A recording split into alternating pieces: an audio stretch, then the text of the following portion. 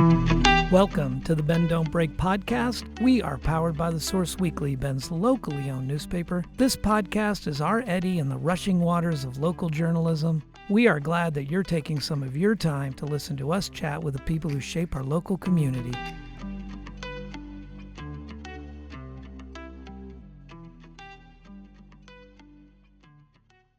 Thank you to our presenting sponsor, RE/MAX Key Properties, a family-owned full-service real estate brokerage specializing in residential, luxury, commercial, new construction, and ranch and land properties. Their new state-of-the-art facility at 42 Greenwood Avenue is a modern, collaborative space and the new home of the Bend Don't Break podcast recording studio. I'm Aaron Switzer, publisher of The Source, and your host for the Bend Don't Break podcast.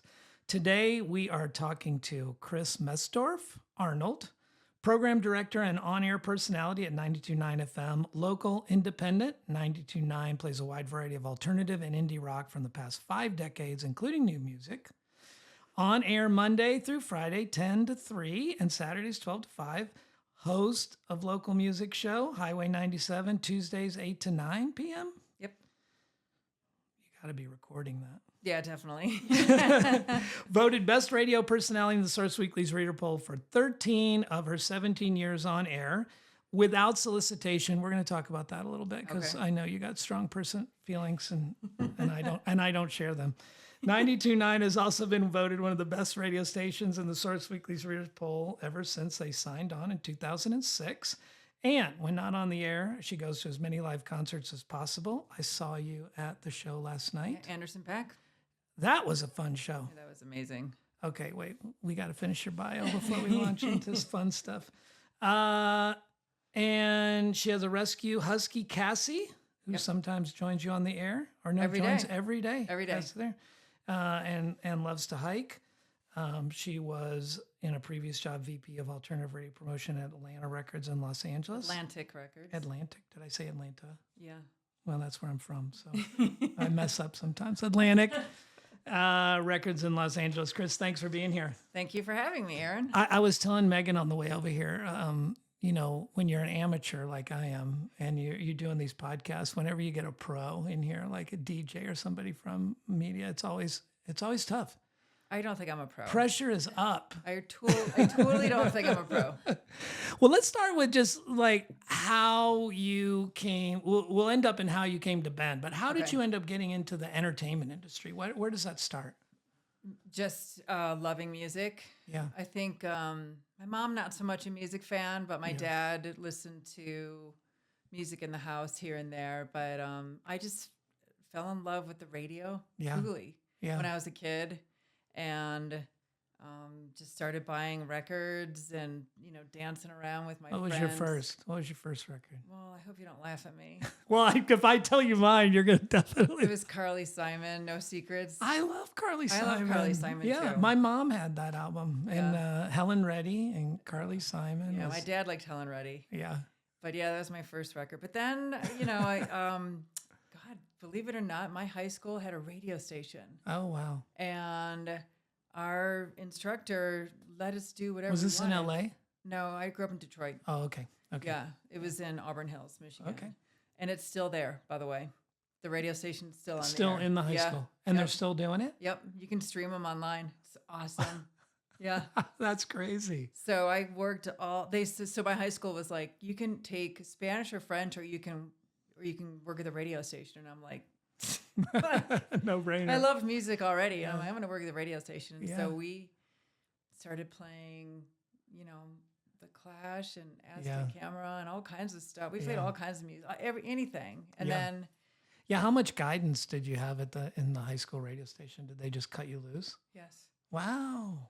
Yeah. I mean, we had to learn stuff. We had to take a broadcast class to be on the air. But and learn the board. Learn the board. But when I was on the air, no, when we didn't edit anything, we played songs with F-bombs. And I think back to that now, and it just makes me laugh so hard. Yeah. Wow. When I was in, my introduction to that type of radio came in college when I was going to UGA and my roommate was a DJ. WRAS? Uh-huh. Yeah. Yeah. And he had of course, he started out at this horrible night shift. It was like midnight to 2, I think was his shift. And so he was always inviting me up there to keep him awake. And you get this deep, I don't think people understand what a deep knowledge and passion you get when you're sitting there with this enormous collection of records. And they're like, because it was the same way in Athens. It was like, pick your own records. I knew. Oh, wait, you were in Athens? Mhm. Oh, that was WUOG then. That was the Athens College radio station. University of Georgia. Yeah. Yep. Yeah. Because I used to call college radio stations when I first started at Atlantic Records. So I know all the call letters. Okay. I still do. Yeah. Wasn't that radio station in a tower or something? Yeah. I've been there. Upstairs. Yeah. And has just the incredible record collection. Who's your roommate? all around. Scott Smallwood. It doesn't sound familiar. Yeah. Well, I don't think you would have been talking to him. Yeah. I don't know. We were kind of like just upstairs from 12 to 2. But you do get a crazy knowledge. I mean, I knew nothing. And, at first it starts out with like, oh, yeah, I'll play this like really popular thing. But the longer you spend in there, you're like, what's this one? I mean, we used to do a lot of that. Like, I've never heard of this band. And it was at 2 a.m. So we just put it on. Just put it on and play it. And we'd be like, that's a pretty good one. And, so.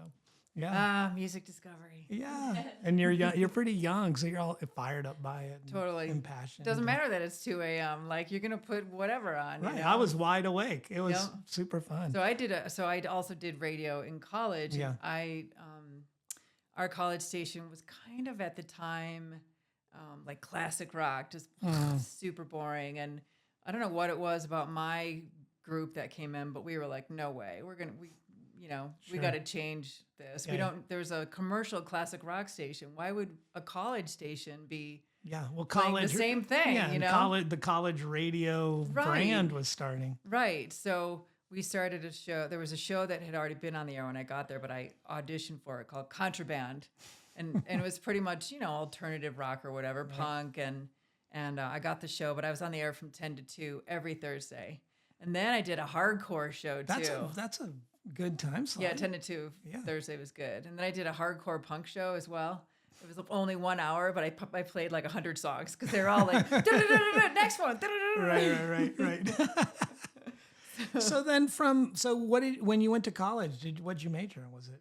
I was a broadcast major, journalism minor. Oh, great. Yeah. Great.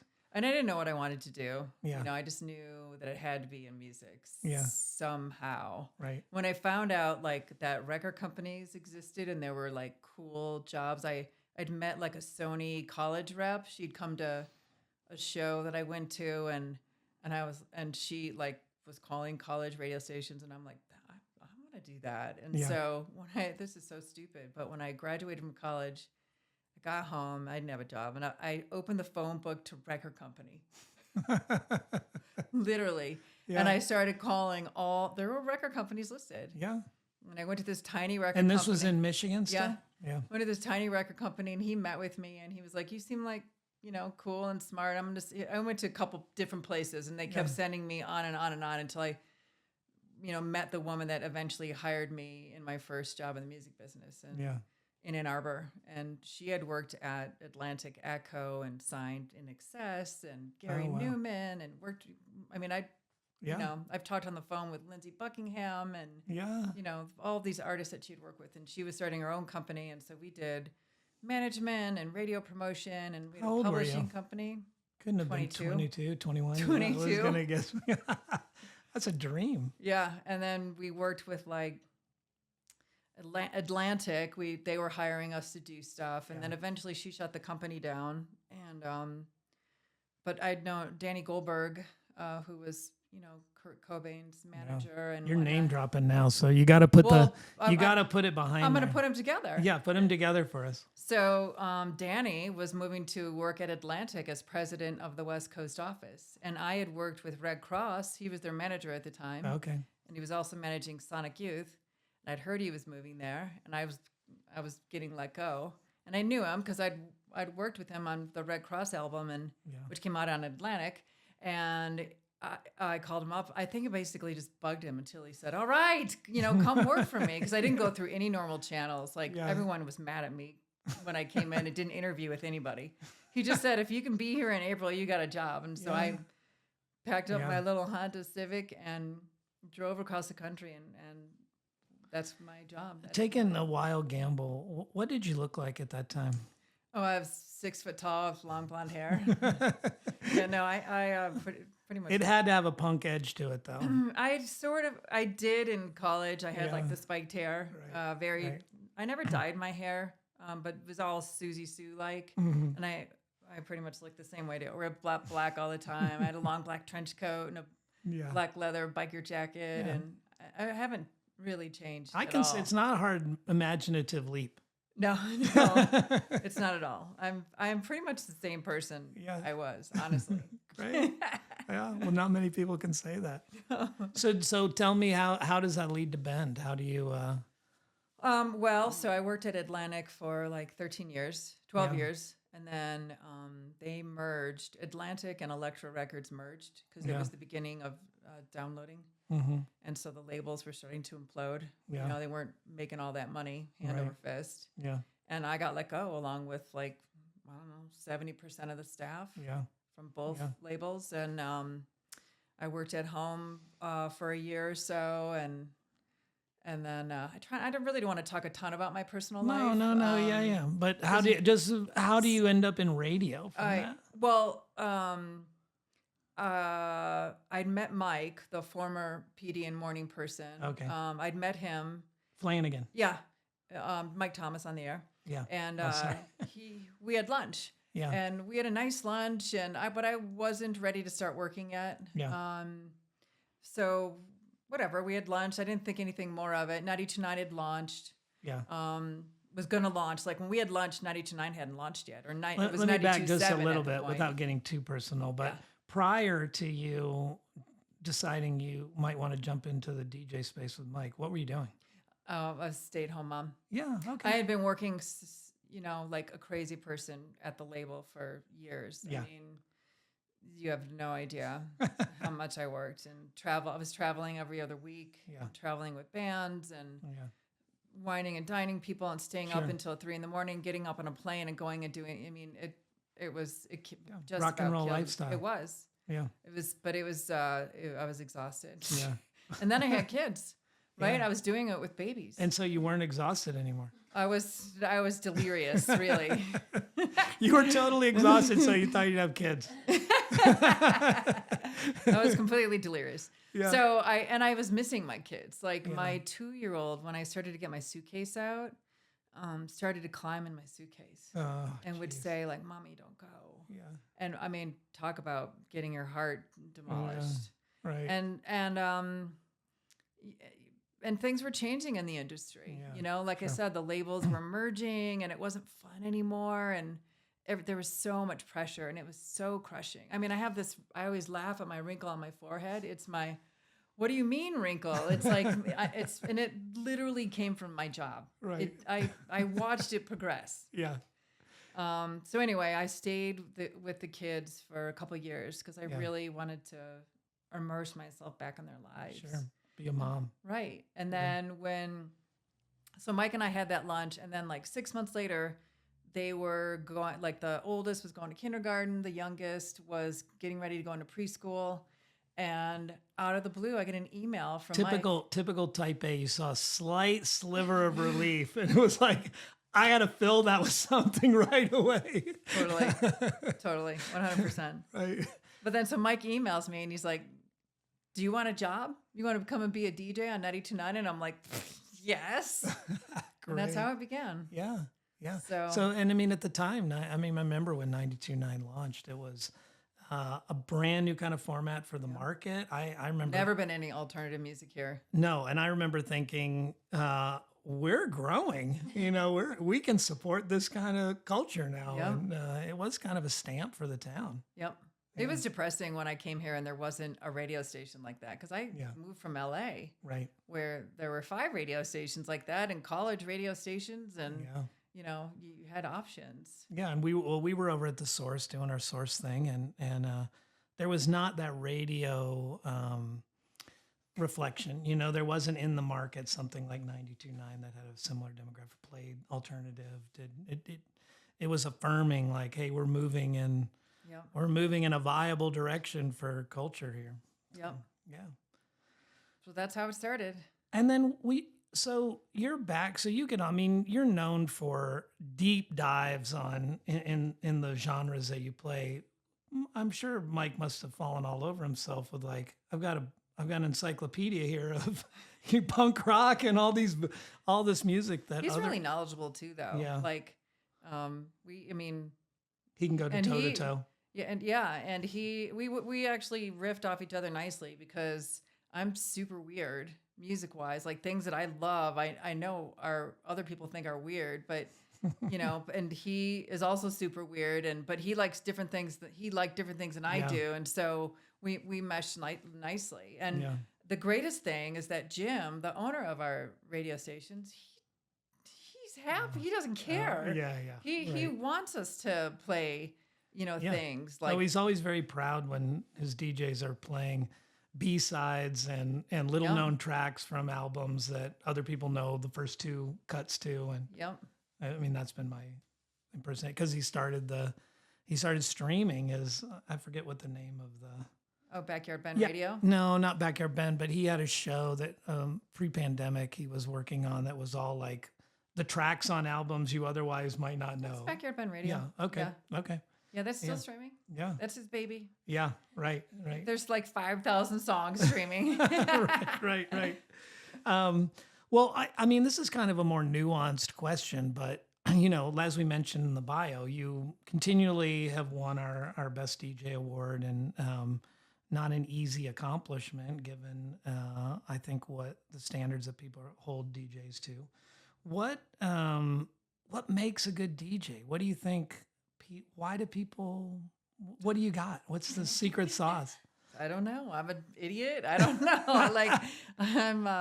I really don't know. I mean, there's got to be a certain dedication to your craft, or I mean, I don't want to say it's because you bring your dog on the air, and everybody in bed loves dog. It very well could be, but I don't think that's it. I mean, I think there's. I'm super weird. Like I sing on the air, and I mean, I'd like to think it's because I reflect that I really do love my job, and I really do love music so much that maybe that just gets across to people. I really don't know. Yeah, I mean, I would say that's it. I mean, if it's, that clearly comes across with the. I mean, someone just can't replicate your knowledge, because even if they were doing it for work, they wouldn't dive that deep, And I mean, I know a lot of weird 80s music, and there's only one place I ever hear those very weird tracks, and that's on Kris's show. Or when I'm going back and pulling some dusty cassette out and like, oh, look at this thing. What's a cassette? No, I'm just kidding. Right. For you younger readers, it's a tape, and actually they're magnetic and they're dissolving. And they're coming back. I read something the other day that said the younger Gen Z or whatever, maybe it's even that. What's after Gen Z? Gen Y? Gen Z's as early as I know. Okay. Oh yeah. Okay, so whatever. Or Indigo. They always give, when they're first coming out, those babies are first coming out, they always give them weird names till it sticks. Indigo, I heard that one too. Yeah. Whatever the younger generation is right now, I read something that said they're starting to listen to radio again, like a younger generation, because it's sort of like that cassette vinyl thing. It's super cool and different, and they don't know that much about it. So I hold on to that. No, I mean, I've heard those trends. I mean, there are newspapers that are starting up in New York City for that generation that are alt weeklies for them, and it's print format, and they don't do online. Yep. And it's just that. And there's this, I don't know, it's nostalgia. I hate to think that I'm being moved into a nostalgia category, but it's cool that they appreciate it. My son's 26. He's got a massive record collection. He's got a bigger record collection than I had at that time. He just buys vinyl. What does he want for Christmas? He always asks for vinyl. And I'm like, that's weird. One of my kids is like that too. Yeah, one of my kids buys vinyl, the other downloads. Yeah. Oh, he lost his mind because I had my record. A lot of my record collection was at my wife's parents' house in Atlanta, and there was never occasion for him to really go to Atlanta. And then we ended up going there. And so he was able to pull out all these old records and just lost his mind because they're weird 80s albums, XTC, and he's pulling them out and it's got the full on art and the thing. And I thought, you like this? This is such a, first of all, that's not even that great an album, but. Which one? Which XTC album? It was Drums and Wires. Oh, yeah, that's okay. That's okay. Skylarking. And what's the one with the. Big Express. I love that one. English Settlement. That's my favorite. That's my favorite too. The double green. Yeah. Yeah. That one he found. Yeah. That's a good one. So yeah, that's good. I want to talk a little bit about what is happening. Speaking of nostalgia and what's going on with your industry and mine. I mean, there's definitely there's fewer people in the field. I think we can say that. Yeah. And at your station, you've been tasked with more stuff. What does that look like? It looks like I do everything. That's what it looks like. A one-woman show. Yeah. I really do. Yeah. Brian and Gustav, I bounce music off of them because look, gosh, I can't decide the new stuff alone because like I was saying earlier, I mean, my brain's weird. I don't hear more mainstream stuff. I don't hear that. I'm always like, but what do I know? And it's not Kris radio. It's not. I don't. Right. It's just not. So. Well, when I saw you at the show last night, it was what's his Anderson .Paak. Anderson .Paak, which up front, I'm not a fan. I don't know very much of his music. I knew enough to be dangerous, and I got dragged there. And if I had to assess that music today, if I was in your shoes, because I'm clearly aging out. I mean, at that show, I was old. You know what? I'm going to stop you right there. Yeah. I don't think you should ever say that. Really? Why would you age out of music? It feels like there's some stratification happening why? For sure. I don't know why it is. Well, you can't listen to Anderson .Paak if you're 45 or whatever. I don't know that I understand Anderson .Paak. He's like a soul dude. I know he's cool. He was very cool. I got to tell you, I'm a fan now. He plays with Bruno Mars. You know who Bruno Mars is. I know who Bruno Mars is, So and I did not know that. I was informed of that today, and they were like, and one of my reps at work was like, why would you go to that? Was Bruno Mars there? And I was like, what does he have to do with anything? He was awesome. Aaron. See, it's a good thing I'm not on your radio station. I don't play Anderson .Paak. I'm just a music fan. I went to REO Speedwagon this summer. I went to Anderson .Paak, but I also went to LCD Sound System, St. Vincent, and I'm going to see Fontaines DC on Saturday. I don't see. love... St. Vincent kind of appealed to me. I didn't end up such going. An amazing show. Oh my God, she's amazing. She is a rock star, man. I love her so much. We ended up putting her on the cover because there were so many in-office fans. They were like, "Oh, we have to." And she was sick. Then I also, in order to get up to speed, I had to go YouTube a bunch. I had to go get up to speed on her music, and I was pleasantly surprised. And she's like, when I was watching her, I felt like she was like, kind of like Susie Sue and Debbie Harry and I don't know, some other weird artist, but also like a rock star, like just a star put together. She was weird on stage, but also great. Yeah, super talented. Oh, I loved her so much. Well, I mean, I always have to resist the urge to immediately if I like a band, then I reference them to some '80s band that I know, and that makes me comfortable. But she referenced. You can tell, you can hear it in her music. She seemed that way, but I don't know enough, and I didn't want to peg her. It's like, oh, she's referencing '80s. Or 9 Inch Nails. She's kind of my people. She's of my tribe. Her new album was very much influenced by 9 Inch Nails. Yeah. So. Yeah. Anyway, I'm sorry, I broke in there. What were we talking about? Oh, Anderson .Paak. We were talking about me being lost in some geological music stratification. I don't want you to think that you're too old for a show, because who cares? Who cares? It's not a caring. I mean, I definitely wasn't. I didn't feel like, oh my gosh, I need to put a hoodie on to hide the fact that I look ancient here. But it was just that I don't listen to enough of it, and that's on me for sure. Is that I probably after listening to it, I was like, when he was up there without any background singers, any band, just rapping, he's pretty far away from my musical taste.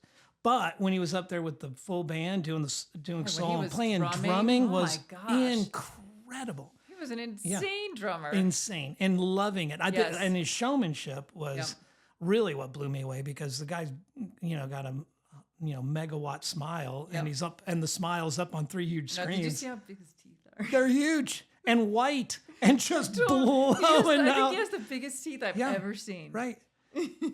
It was a great show. So I did. I will take all the recriminations that come with not being up to speed enough to know it. Who cares? Yeah, You went. I went. You went. You fell in love with Anderson .Paak, and that's what it's about. Well, thank my wife, because she Good job, Angela. she dragged me, and I went, and I was better for it. So, what's the favorite show so far this summer that you've seen? What was my favorite show? Probably him. Probably him. Cool. Yeah. Aren't you glad you went now? I am glad I went. Yeah, because the favorite show was not one I went to here. Was The Dead at the Sphere.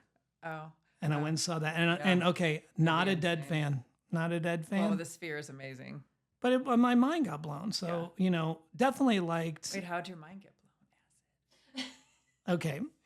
Everybody assumes that you took something when you go to that show, okay? And I did not. I actually did not. My sister. Lying. Well, your left no, eye I'm not lying. Aaron. Look, I would say yes. I have no problem saying that I did if I did. My sister ridiculed me. She was like, "What has happened to you?" Because she went and she wanted to compare notes. And I was like, yeah, my mind got blown, but I was straight while I was in there. And she was like, well, that's a mistake. You made a huge mistake. And she goes, what did you think about this one? I was like, it was really cool. She goes, you don't know how cool that was, So it's hard for me to relate how amazing that I went to see is. just a movie at the Sphere. Yeah. It's called Across the Planet or something. Oh, like that. yeah. The nature one. It was amazing. Amazing. I know. Amazing. Right. I can't even imagine seeing a band in there. I have to figure out how to do that. I know. And you too, big fan. I know. Didn't see it. Those tickets. Couldn't afford, didn't see it, didn't think it was worth it. Going back, I would have paid for sure, because then I'm sitting there dead, not a fan. Have I said that? And I got a new appreciation for them somewhat, but they're playing a lot of space. And if anybody who's listening who's a Deadhead, they know what that is. And it's not good. It goes on and on and on. And luckily you have something to watch. So that was good. I had something to watch this time. Thinking back to my first Dead shows, I was like, because I was a punk rock 80s kid, and my wife dragged me to the show, and I was like, what are we doing? What is this? They're just playing tennis with no net, as they say. Yeah. So yeah, I can't take it. no, I appreciate. Look, there were people in the hall still need a miracle, finger up, looking for a ticket. Been there for 40 years. I was like, wow, this is a passionate culture. Oh yeah. Yeah. Oh yeah. So yeah. So that had I can't say that wasn't the one, but then Pac was up there. Yeah. And he was trying to do his Sphere thing. He had those 3 screens that were, man, I've never seen somebody. I think they had to have, I was thinking about this morning, since he was drumming so much. Yeah. They had to have that, because he wasn't out front, right? He was behind that huge drum kit. So they had to have that big screen in the middle so you could see his face. Yeah. Well, standing back on the top of the hill where the beer is and looking down at it, it looked in perspective. I thought, this is cool, because if you're back there, you can't see him, but you could clearly enjoy the show. Right. It was very sphery, that the people are that big. I was much closer. Yeah, so then we went down and we're in it, and then it's just like, well, they were too big. Yeah. Then it was like, what, And then you look at him, right? And the God women who were there, and I was like, them. too close here. I could see where the nails, her fingernails were glued on. That's awesome. It was incredible. Yeah, they were good. They had great voices. Incredible. Yeah. That was a great show. What was your favorite show this year? Probably right now, like LCD Sound System was insane. Yeah. Especially the second half of that show. They had like a little intermission kind of thing. The second half just blew my mind. Yeah. And then St. Vincent, Phoenix wasn't this year, was it? no, Okay, because I would say Phoenix then. Phoenix was a Year ago. yeah. Where I saw you last. Yes. At the amphitheater, right? Yeah. Yeah. That's when he crowd Oh, yeah. surfed, you know, and Came he was down, standing up and Walked right singing. by us. Yeah. Yeah, that was a fun show. And I forgot who played realized with them. he was Phoenix. only 5'5" or something. They all are. You know that? There's very few rock stars who are tall. No, he was small. I could see why he was easy for him to crowd surf. It always cracked me up when I would meet my bands that I'd be working with, and they were all like, because I'm like, And the tall 6'8". blonde is I know. dominating him. That's good for you. I know. I can't even think of a tall. Evan Dando was tall. Yeah. Evan was like 6'1", 6'2". So what was your favorite LCD sound? LCD machine? Sound System or St. Vincent. Yeah. And then trying to think what else is good. I mean, I've been to a bunch this summer. I mean, I hate to say it, but Sticks were really good. I'm not kidding. Yeah. Sticks were amazing. Yeah. Yeah. And I hope Fontaine's DC is good this Saturday because I'm really excited to see them. I thought you were going to say Kids Bop because you were No. back to your roots. Fontaine's DC is like a Irish Okay. punk rock band. Yeah. Who was the cowboy they were advertising? Where's the mask? Orville Peck. His star is supposed to be rising. Full disclosure, don't know anything about his music, but I'm okay on him. yeah, I don't love his voice. yeah. Someone know- told me he's a shooting star right now. Okay. I know something. I know a few things about him personally because I know people who know him. And Yeah. so Yeah, I'm suspect. you're not a fan. Yeah. Okay, well, He took them. He's wearing only the mask now. He used to wear like a fringe over his mouth, but he took that off now. So it's only a matter of time before the mask comes off. oh boy. But I bet he puts on a good show. He Yeah. just released a song with Beck, or okay. Peck and Beck.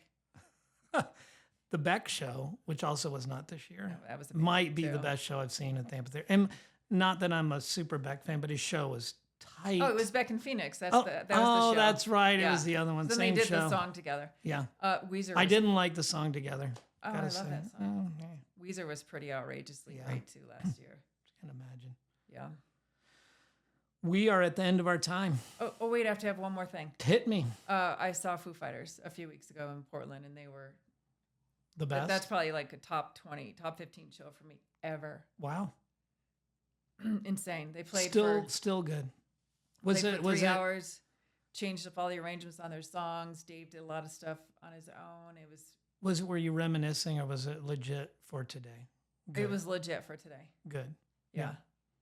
And then Dave Grohl came out and said he had a baby outside of his family. Cheated on his wife. Yeah, I'm probably. like, Oh, it all it's hitting. Yeah. And see, I didn't even know about the new stuff. I just knew about that because it hits your news feed, and then that's all anybody wants to read. I know. Dave Grohl screwed up. No, but they were great. They were and they were so Yeah. great. That's So great. great. I mean, they know how to do it. Yeah. Chris, that's it. That's all we do. Let's do more. I Let's know. keep talking. Well, you got to get me on your show. That's how we'll let's- continue this. And I can't have you for a half hour. That's just see, it's not fair. it's not the same. No, it's I not. could the have same. you for like Hey, 10 minutes, but I- you can I have me know. back like I whenever. will. I'll come back and talk more. I'll Hey. talk about music anytime. We are into doubling up now. We have people that we know. For a long time we were doing pretty good. No repeats, but now I just pull the people I like back home. How can people hear the podcast? Well, we will tell them. They can go to www.bensource.com Okay. and just scroll down the homepage, and there's a podcast bar there, and you can click on it there. We'll send you the link. You Okay, can cool. drum it up. Yeah, you know, I will. put it on your page. I will. And anything you want folks to know before we conclude? Support your local radio station, Yeah, 92.9 FM. absolutely. We're locally owned, truly. Yeah, I live down the street. yeah. So I could. There is that unique thing about Oregon's geography where we're fortunate that Clear Channel and a lot of those big aggregates have never come over here. all of the All of local them. stations, all the stations in the market are Yeah. locally owned. I know. Everybody. I It's know. a miracle. It's a miracle. I have people come in. We just had somebody from Arizona come up for an event, and he was wanting to know which Clear Channel to call. And I was like, "There's none of them here. You got to go local." And It blew his mind. It's not Clear Channel anymore. It's Odyssey. Oh, okay. Am I aging myself? How long is that? No, it's you know. Yeah. It's the same thing. It's even bigger. It is. Yeah, I'm sure. They have like one person programming like 20 stations around the country. Yeah. That's how ugly it is. Gross. Can you imagine that? It's so sad. It puts like a bad taste in people's mouth about commercial radio, you know, and that's why we wanted to change that feeling with 92.9, that commercial radio doesn't have to be a death knell for music. Yeah. Well, it's personalities. It gets back to the fact that you do live down the street, and we're fortunate. You're super knowledgeable, and it's not cookie cutter. They're not telling you what to play. I mean, I'm sure you have to play some stuff in your format, but you get freedom in that situation. Yeah. It's the same with the paper. It can't be too crazy. You're pretty we're not crazy. A community station, right. But we're pretty crazy in a good way for a commercial station. Absolutely. But I just hope it just reflects our love of music. End of story. Well, that concludes the Bend Don't Break podcast. You can support 92.9 local radio, and don't forget to support The Source Weekly through the Lay It Out Foundation. Thanks for spending time with us. Thanks for having me, Aaron. Kris, we'll be back. All right.